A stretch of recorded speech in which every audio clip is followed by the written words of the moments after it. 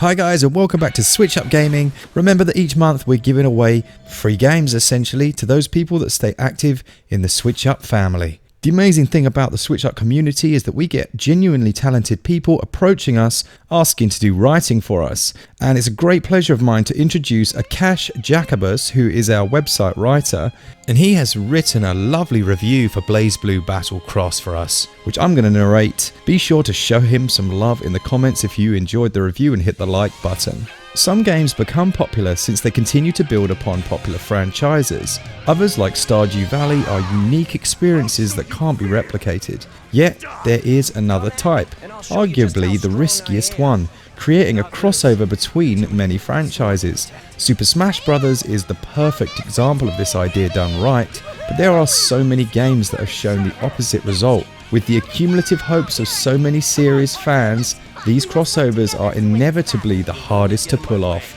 Will Blazblue cross-tag battle succeed, or will it fail like so many others? Let's find out. Dance partners. I get the feeling I'm an unwanted guest. I can't complain. Blazblue Cross-Tag Battle is a crossover between 4 franchises: the games Blazblue, Persona, Under Night in Birth, and the show RWBY. Admittedly, I'm unfamiliar with every one of the series, except for Persona. However, that didn't stop me from playing the game, and I never felt lost, though some references did go over my head. It's clear that this is a game for fans of at least one of the series, but the game holds itself up as a solid fighting game for someone who isn't here for the characters, like myself. It helps that 3 of the 4 sources are fighting games, so most of them have already been designed for this purpose. It doesn't matter if you get Blazblue Cross-Tag Battle for the characters or the gameplay, since the game is designed to satisfy both types of players. The game does attempt to create an explanation for the intertwining of worlds through episode mode, the game's story. In episode mode, a mysterious power summons characters from the worlds of Blazblue, Persona 4, Under Night, and RWBY. One hero from each world is given a keystone and is tasked with finding the other 3. To win the other 3, the character must win in 2-on-2 tournament battles. Asses to kick. You're fighting them? Let me help too. Do whatever you want. If they want to get home, the heroes must fight their way through the tournament to the dismay of everyone. To me, Cross-Tag Battle's story simply served as a way to try every character. It was very short, with each arc only lasting 30 to 45 minutes, but completing all the parts meant that I was forced to play as almost every single one of them. Also, each arc was essentially the same plot. Main characters get lost, finds themselves in the world, grows suspicious of the tournament, and teams up to destroy it. Even the final boss is simply recolored for each arc. Since I am not too familiar with the series included in Cross-Tag Battle, this also helped to provide a bit of an introduction to each fighter. Instead of just recognizing each fighter by their name, I now know who each one is, and am now more intrigued about their own series. Of course, as a story in a crossover, it's not fair to expect Cross-Tag Battles to be particularly good, but at least one was included. Story gets 11 out of 20. The gameplay of Cross-Tag Battle was surprisingly complex, and most importantly, extremely fun.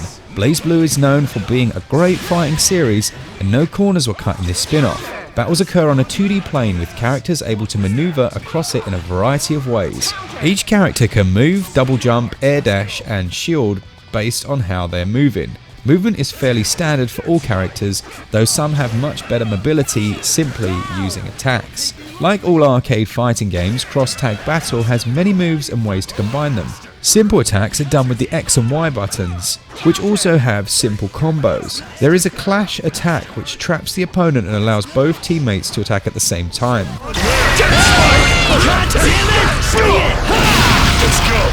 Pressing 2 of the buttons at the same time will cause a reversal. This can be then used to trigger a combo. This is where characters begin to truly vary. While each draws his or her moves from their respective game, everyone can be used at a basic level as they share many of the aforementioned attacks. This is extremely important in a game like Cross-Tag Battle, since you need to be able to play as 2 characters well in order to succeed in combat. Counter! Finish! Of course, it's impossible to describe the unique moves each character has, although the simple combos, reversals, and clash attacks vary from character to character. It is nothing compared to the complexity of the special moves, however. These require button and joystick combinations which really have to be memorized to be used effectively during heated combat. But taking the time to do so opens up many new options during battle, making the game much more satisfying to play. Being able to understand the advantages of each move and counter your opponent's attacks is extremely fun, since it requires quick thinking, fine motor skills and reactions. The game sets itself apart with its tag battle system. In each battle you fight using two characters, with one on the field and the other one in reserve. The one in the battlefield can do everything mentioned in the previous section, while the one in reserve slowly regains their health. You can strategically swap players out, however, knowing when to switch becomes tactical in itself. Once again, the gameplay becomes more complex as these open up options for different attacks and combos. Considering how critical it is to the gameplay, I was annoyed to see the CPUs not really using the system during the game. It was clear that the computers were extremely handicapped by this system, which made offline mode much less enjoyable. Even on the game's hardest difficulty setting, Hell, CPUs rarely use their partner attacks. Especially with the Switch version, one won't always be able to play cross-tag battle with reliable internet, so having good AI is a must. In a game that constantly emphasizes competitive play, it seems out of place that the computer would lack the intelligence necessary to make great opponents. The partner system in Blazblue was very fun in conjunction with the rest of the game's mechanics, but it was a shame that opponents failed to utilize it when playing alone. The game introduces you to the mechanics through Tactics mode. This is extremely deep and provides you with guides and training for every single character in the game. Everything from computer behaviour to stun length is available in this mode. It wasn't without issue though, and I did notice a few bugs, especially one where, even if I set it that way, my character wouldn't regain their health. Of course, there's no point in getting a great fighting game if you can't play against anyone. The only form of local play is matches, which can get boring after a while. A few more modes would have benefited local multiplayer, and also would help single player. Of course, local multiplayer isn't cross-tag battle's main attraction, but a few more modes would definitely increase the longevity of the game for casual audiences. But the online multiplayer is a completely different story. Online, Blazblue is as straightforward and intuitive as possible.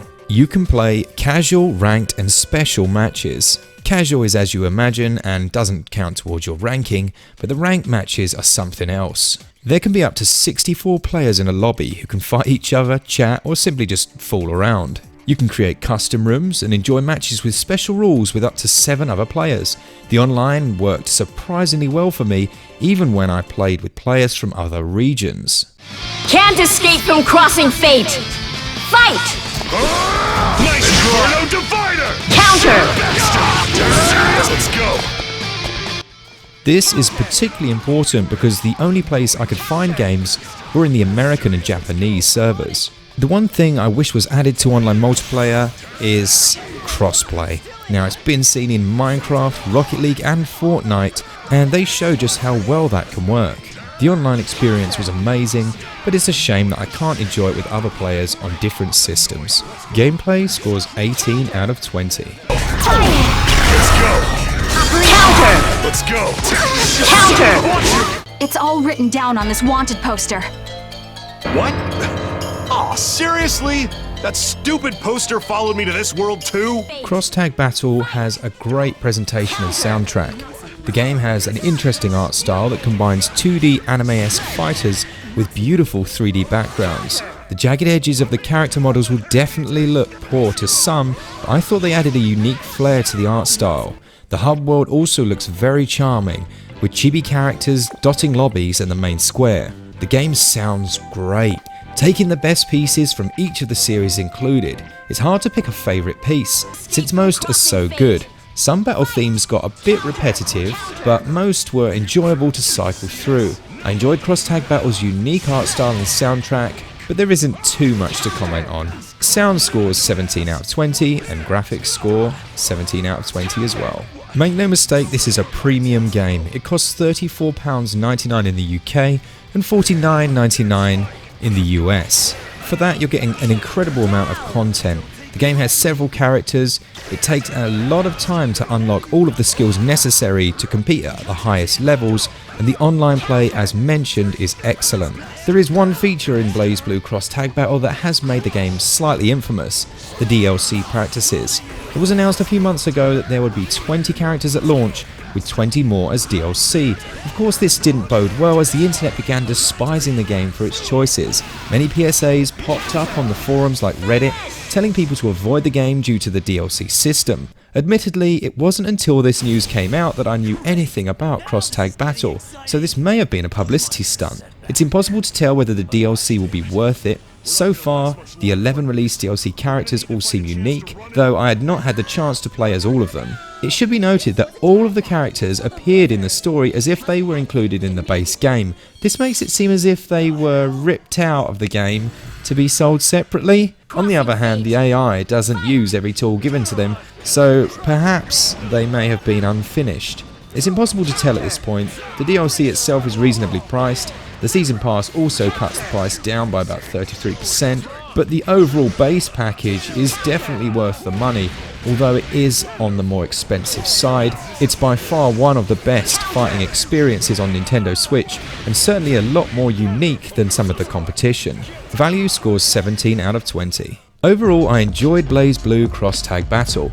Although the story was terrible, it is to be expected when trying to explain the crossing of 4 completely different worlds. The 2-on-2 gameplay felt polished, strategic, and had a great skill curve that kept me playing for hours on end. The in-depth training and tactics mode also helped make the game much more accessible to newcomers like myself. While local multiplayer was limited, the online multiplayer made up for that. I can't take a stance on the controversial DLC until the rest of the characters come out, but it has the potential to be worth it. Blazblue Cross Tag Battle is an extremely fun fighting crossover that should definitely be on your radar, and it scores a combined SwitchUp score of 80%. Once again, a massive thank you to Akash for that review. Absolutely excellent stuff. If you want to read the full review, it will be available on our website. Be sure to let Akash know how he did down below. I think he covered most areas and the full review is even longer than that. Thanks guys, and as always, keep it switch up. See ya!